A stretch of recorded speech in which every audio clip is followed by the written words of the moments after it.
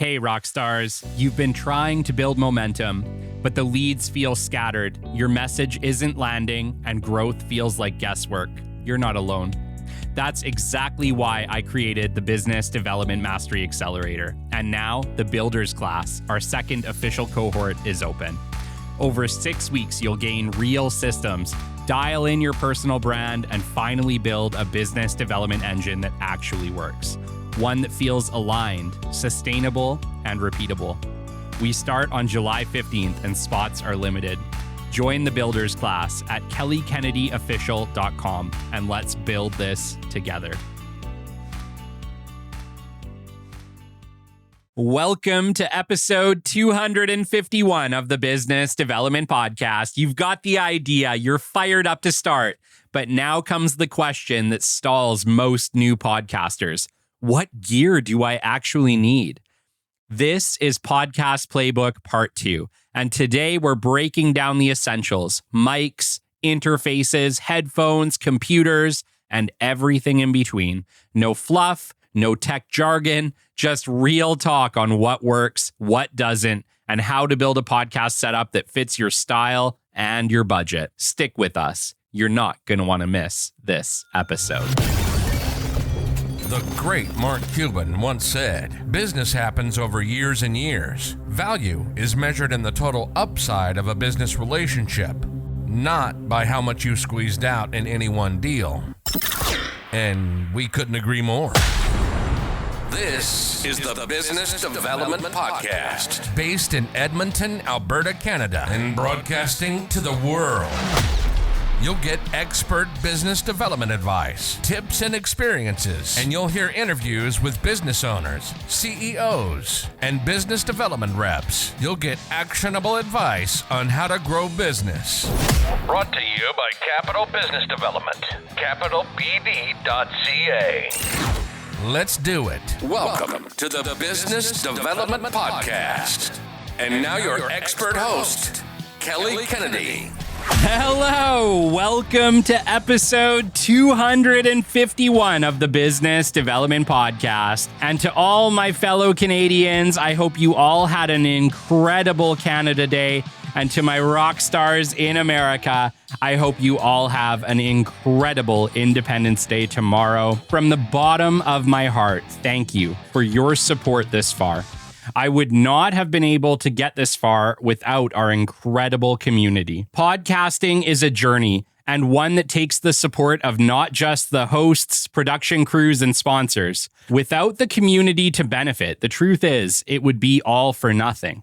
It is you, our rockstar community, our rock stars around the world who make this journey valuable. Remember that as you embark on your own podcasting journeys, your listeners are everything. I will remember that, and I hope you remember that always. If you are still with us after part 1, congratulations. I am making the assumption for the remainder of this series that you want to start a podcast. The information from this show forward will apply to any and all podcasts that you choose to start. At this point, it's no longer just about business. It's about any show you want to make. Today, we will be focusing on the equipment that you will need to record, edit, and produce your shows. I will be giving recommendations based on my experience. Keep in mind, these are only recommendations, and you should still do your own research to pick the gear and tools that work best for you. Also, please take note, this is recorded in July of 2025. If you are listening to this in the future, there are likely many other options. Please keep this in mind. However, many of these things, many of these tools we're going to talk about today, they've been around a very, very long time. And even if the brands maybe change, it's very likely we'll be talking about the same things. Okay, let's dive deep into the equipment you will need if you want to start podcasting. Almost everything that we talk about with regards to equipment today is going to be leaning a little bit towards a more professional setup, okay? And professional setup doesn't mean that you guys are in a studio. Like, guys, I'm recording this from my little basement room studio that I've made. So this can very much be your home-based podcast, okay? The equipment that you can get can be just as good as anything that they would use in a studio. And you can use that to get a very similar sound. And obviously we talk about it a lot, but the sound really matters.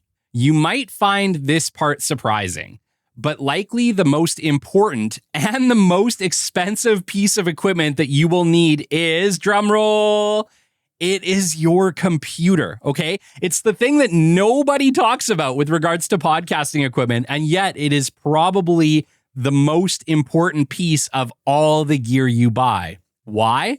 Because the processing power of your computer will determine the programs that you can run, the plugins that you can use, and the speed at which you can edit and produce your show. Do not overlook the importance of your laptop or desktop for producing your podcast. This one is super, super big, guys. Like, I can't even hit on this harder. I have, like, pretty well a top of the line laptop in 2023, 2024, okay? The laptop that I bought a couple years ago, it was really top of the line at the time with regards to, like, let's call it a gaming computer, because that was the road I went, and I'm going to talk about why in a minute. But to this day, it still can take like an hour for it to process my show into an MP3 once I'm done all my editing. So like, understand that like producing any type of content, video or audio, is insanely stressful for your computer. It takes a ridiculous amount of processing power to run plugins, to clean up audio, to run AI programs, to run just simply like Adobe programs, right? So understand that if you are going to be producing your own show, if you're going to be editing it, it's very likely you are going to need a fairly powerful computer to do so. And like I said, it is one of the most important tools in a podcaster's toolbox, period. Editing software like Adobe Audition, Adobe Premiere Pro, and even Descript can tax even high-power computers. You can't make a great show if you can't run the editing software. Remember that. This is huge, guys, because you can go out, you can buy the best mics, the best audio interfaces, the best headphones, but if your computer can't keep up, it doesn't matter. So some of you might be asking, well, Kelly, what computer are you using? I'll go over it, guys. I'm going to tell you what my computer is. Remember, this doesn't really mean anything. I'm just giving you guys some information on the system that I'm using to produce the Business Development Podcast.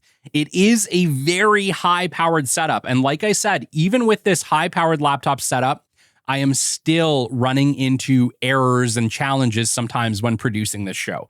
It just has to do with the sheer amount of processing power creating content takes, whether it's video content or audio content.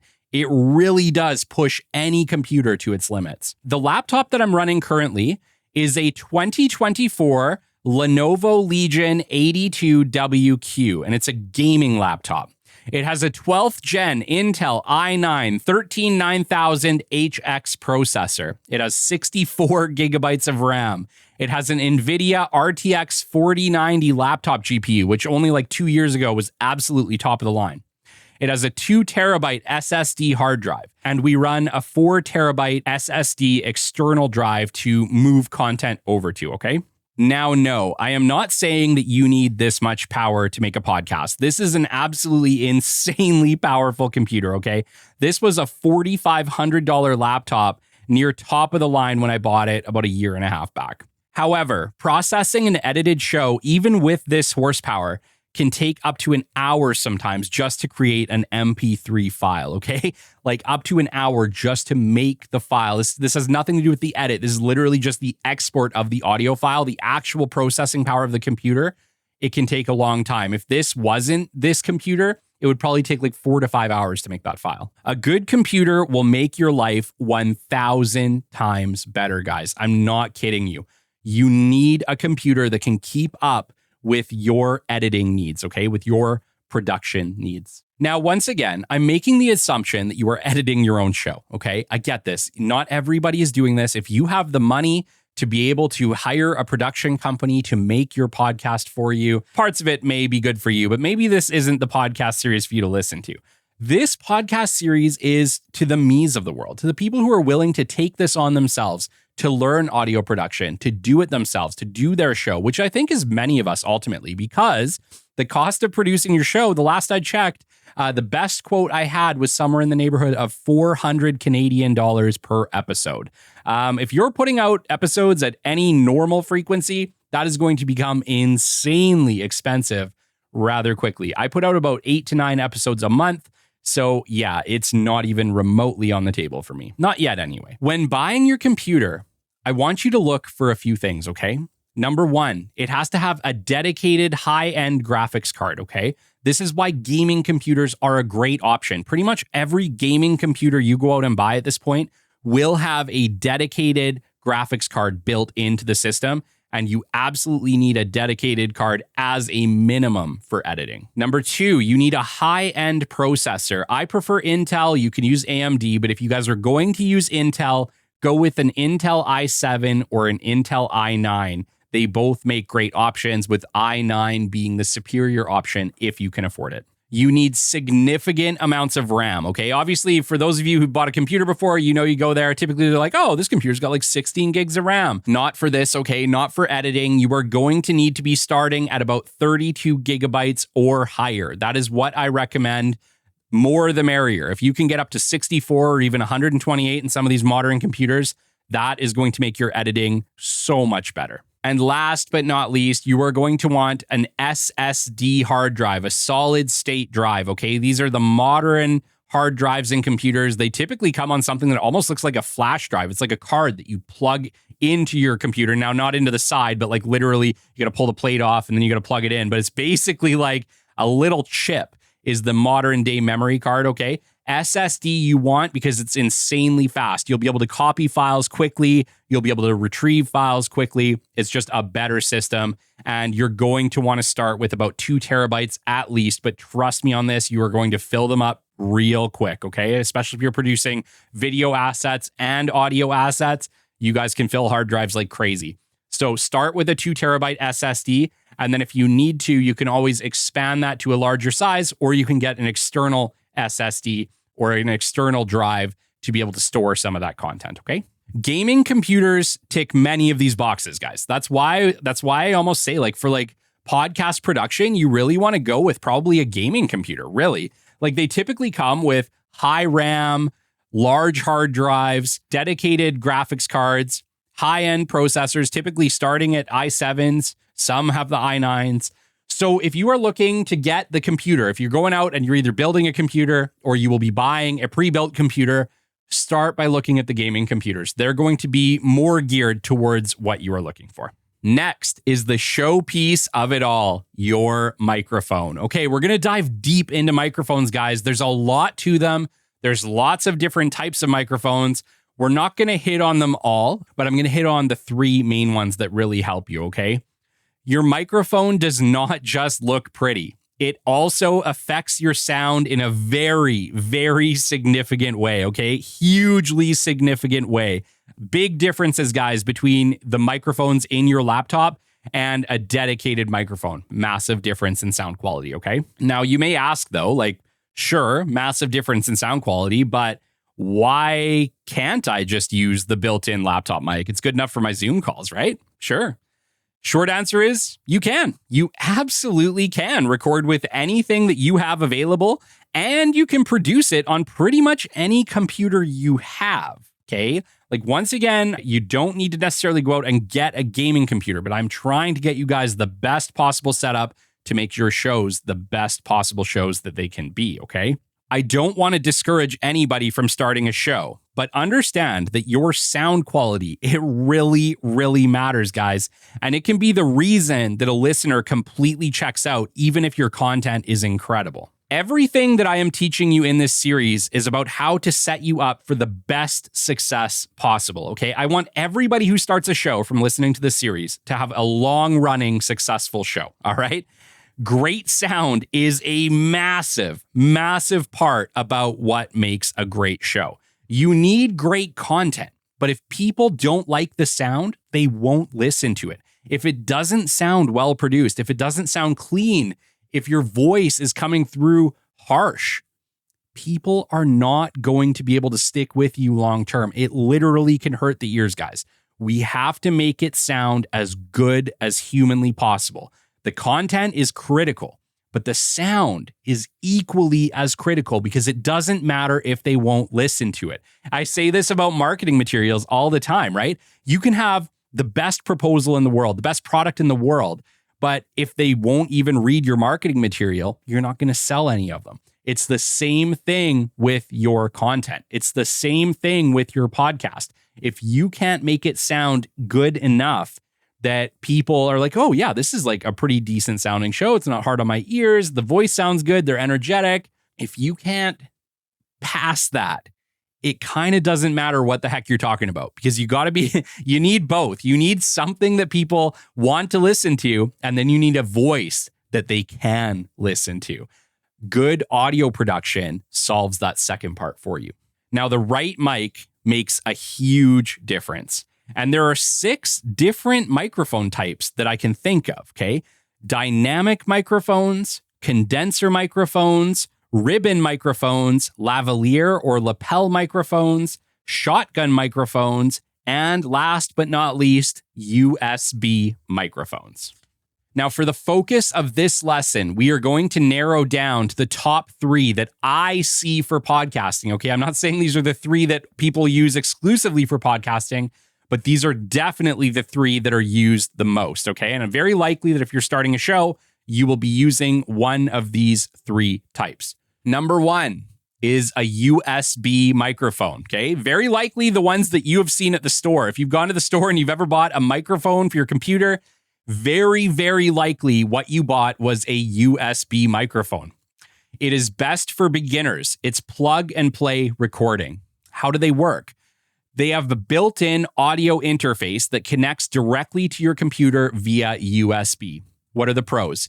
They are affordable, easy setup, and easy to find.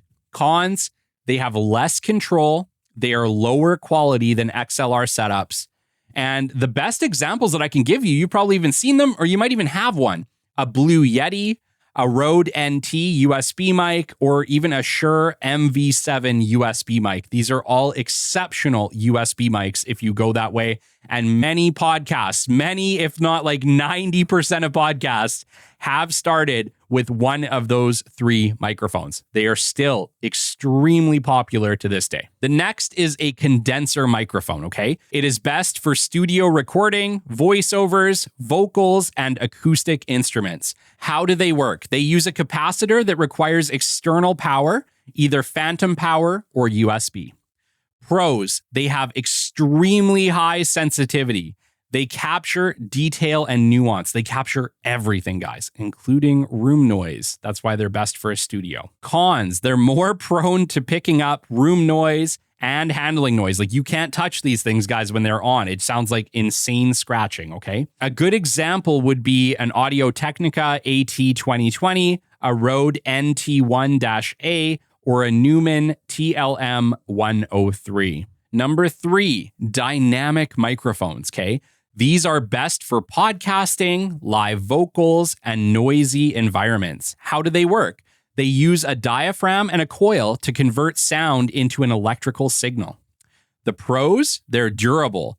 They handle loud sounds very well, and they are less sensitive to background noise. Typically, guys, they pick up like what is right in front of them. So for instance, if you have a kid talking to you from across the table, like I have a lot of the time, and they're on the back side of the mic very likely will very barely pick them up at all. Like, it's very good at taking noises that are from off angles, like behind the mic or back to the corner or beside, and it has a really hard time picking up those noises, and it picks up typically what is right in front of it, which is hopefully your voice, making it one of the best podcast mics for home studios, okay?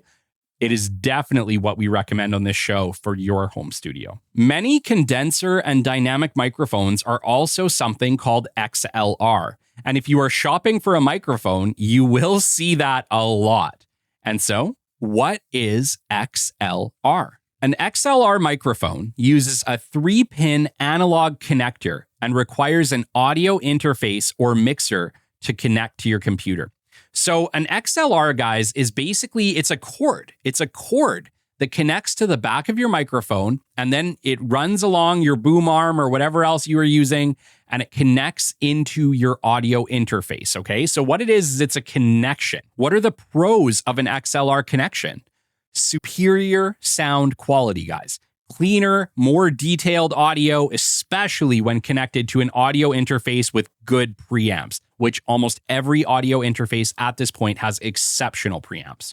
They're scalable. It's easier to upgrade individual components. If you need to upgrade something in your podcast setup, guys, typically an XLR setup, you can replace the microphone, you can get a different audio interface, you can use different preamps. There's things that you can put in line like cloud lifters and things that can make them sound even more punchy. Basically, when you start utilizing an XLR system, you are utilizing a component-based system, which everything is interchangeable. So you can upgrade it as you need. They are the professional standard. They are used in studios, broadcasts, and high-end podcast setups around the world. Guys, pretty much 99% of radio stations, podcasts around the world are utilizing an XLR-based system. They're utilizing microphones like the microphone that I started with, the Electro Voice RE20, which is a really cool microphone that has been used in probably 99% of radio stations around North America for the past 30 or so years or more even.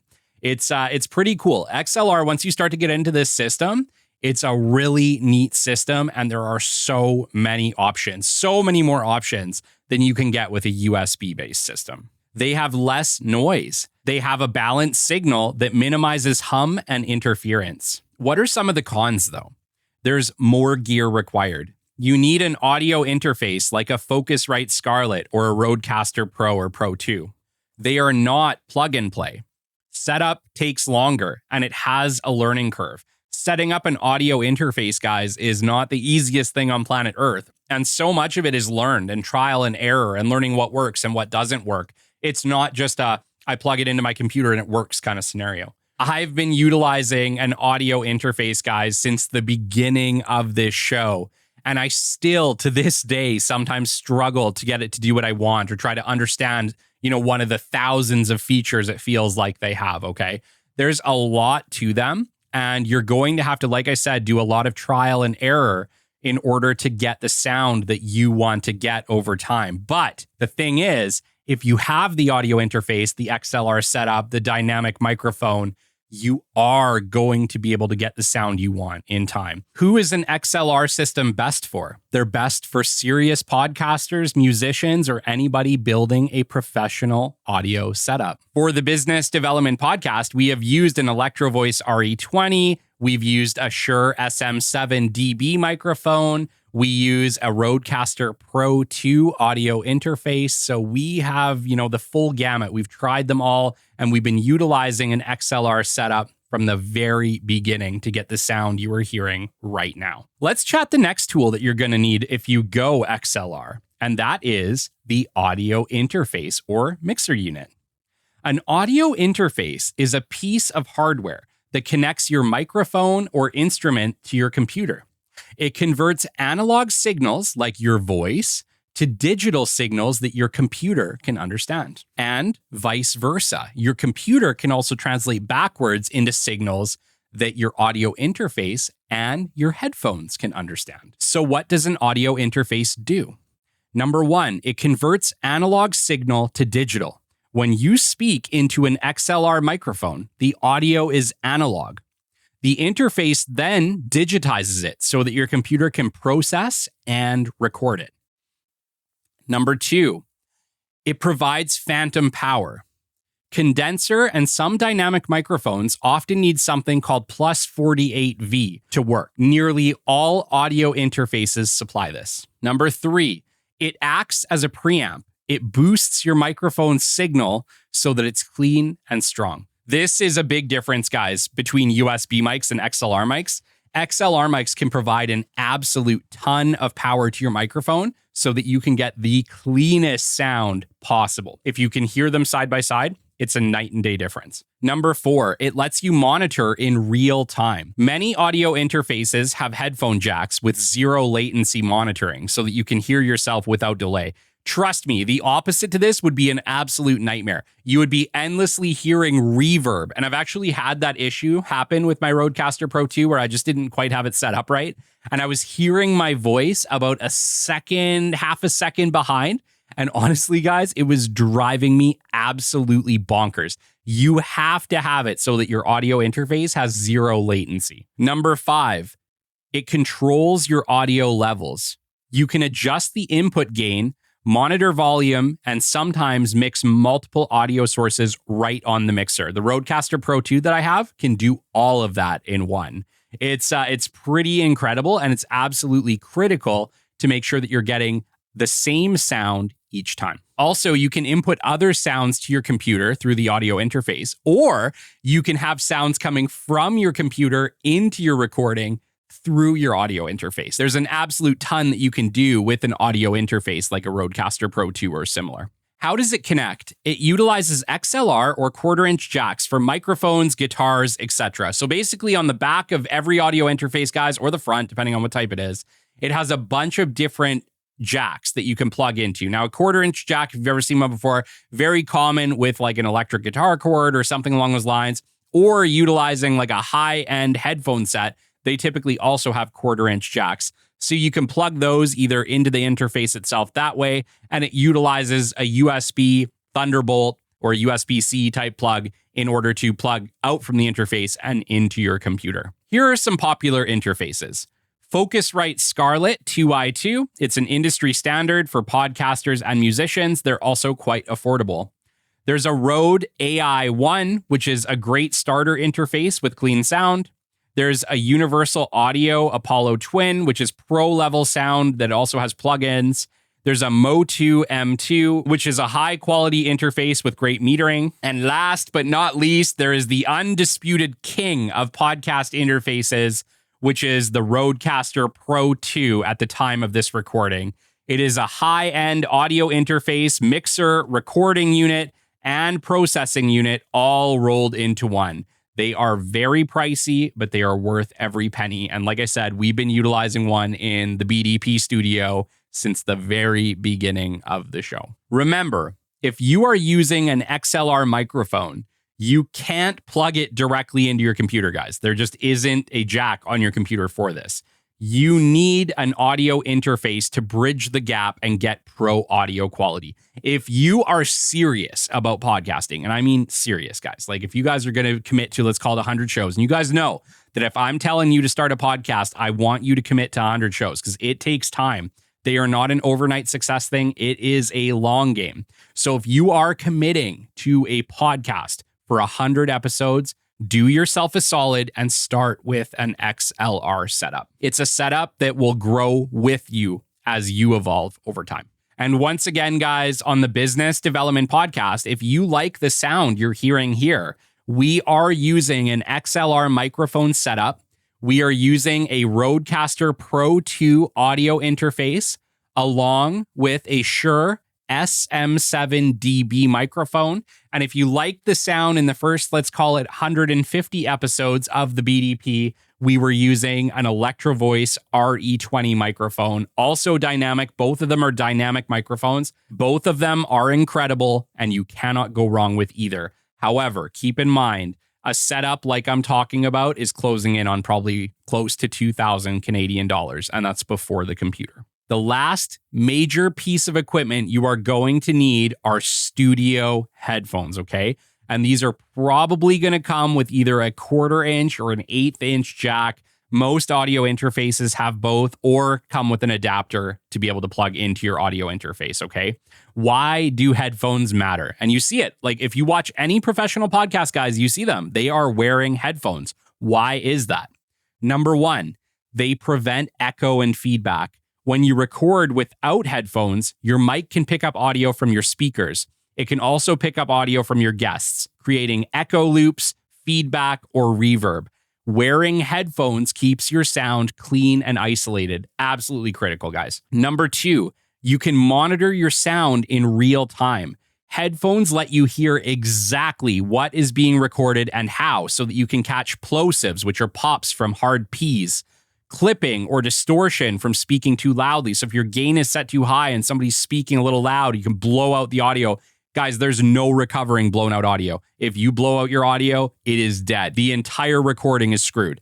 So you have to make sure that you can hear. You're setting your gain settings so that you never have clipping.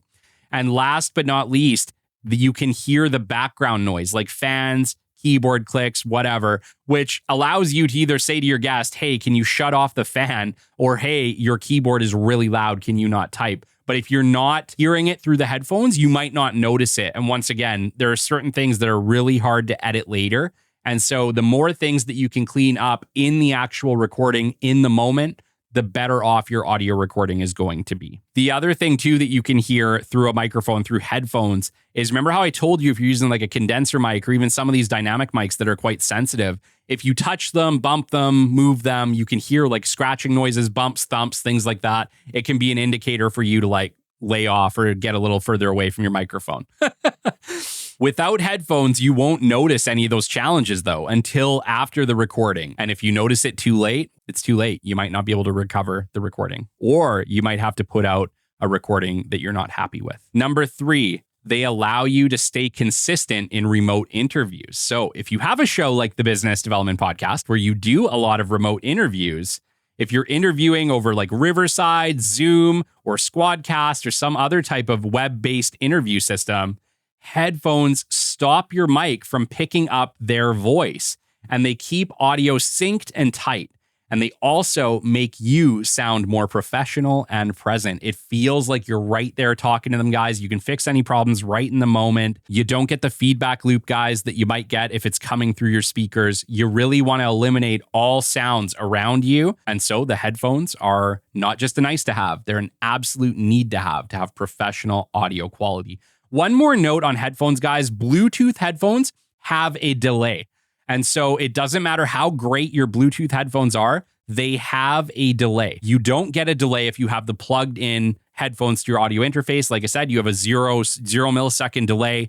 But with Bluetooth headphones, you will have a delay, and that can affect your audio. So understand that Bluetooth headphones, as great as they are not ideal for your professional podcast setup. Plugged in headphones are going to be the best possible option for you. Number 4, they allow you to edit like a pro. When editing, headphones help you hear subtle sounds and mouth clicks. You can hear everything, guys. I hear things in the audio edit that you guys will never notice on the recording, and I fix them.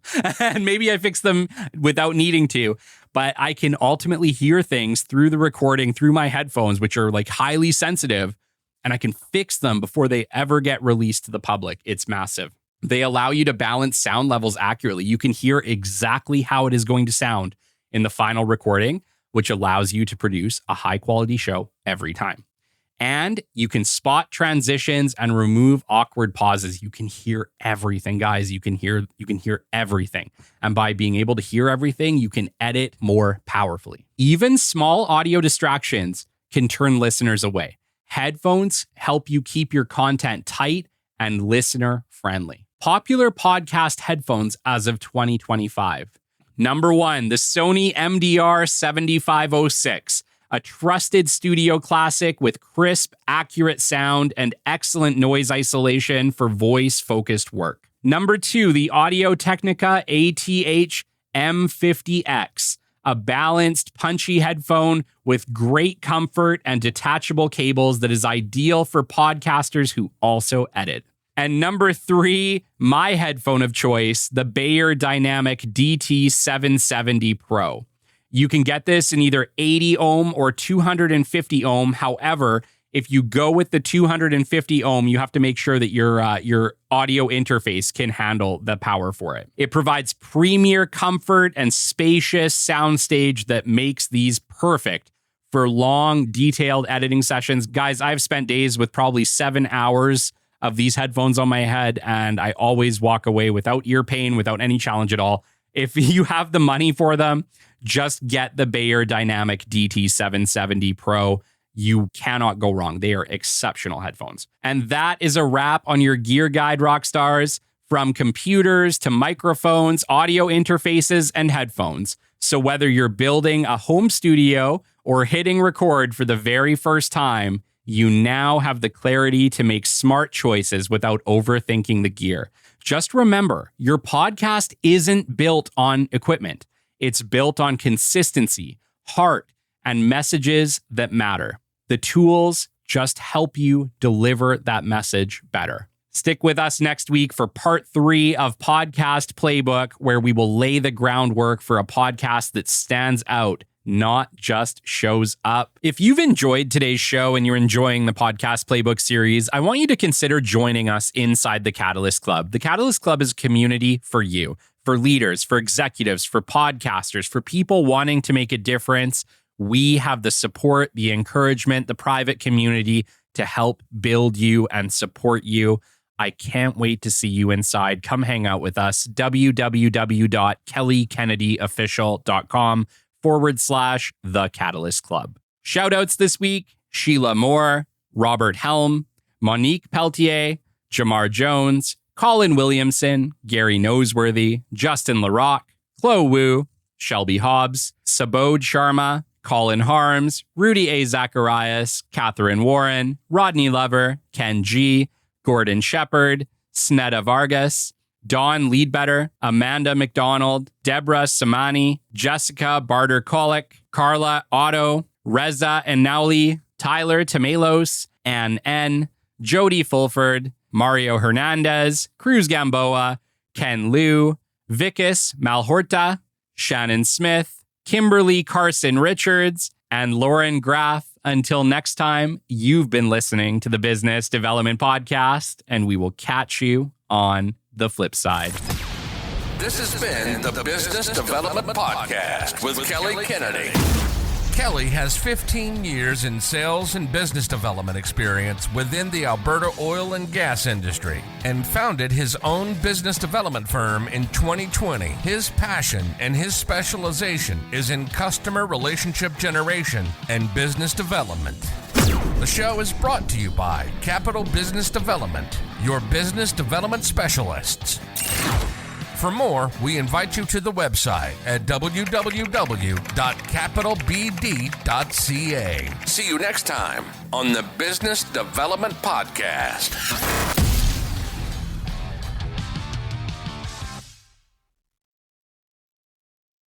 Hey, rock stars, you've been trying to build momentum, but the leads feel scattered, your message isn't landing, and growth feels like guesswork. You're not alone. That's exactly why I created the Business Development Mastery Accelerator. And now the Builders class, our second official cohort, is open. Over 6 weeks, you'll gain real systems, dial in your personal brand, and finally build a business development engine that actually works. One that feels aligned, sustainable, and repeatable. We start on July 15th and spots are limited. Join the Builders class at kellykennedy.official.com and let's build this together.